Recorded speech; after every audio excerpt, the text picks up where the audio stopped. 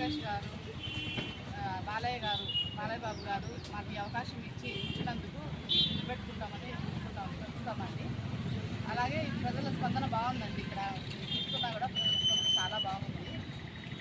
తెలుగుదేశంని భారీ మెజారిటీతో గెలిపిస్తున్నారని అనుకుంటున్నాము. ప్రజలు మమ్మల్ని ఎంపీగా గెలిపిస్తే ఇక్కడ అభివృద్ధి కార్యక్రమాలన్నీ అన్నీ చేస్తామండి.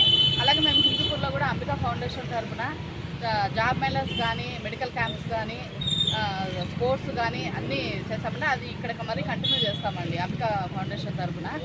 అలాగే యువతకి ఉద్యోగాలు లేవు కాబట్టి మండలం వైజ్గా, పార్లమెంట్ తరఫున మండల వైజ్గా స్కిల్ డెవలప్మెంట్ సెంటర్స్ కూడా ఏర్పాటు చేస్తామండి.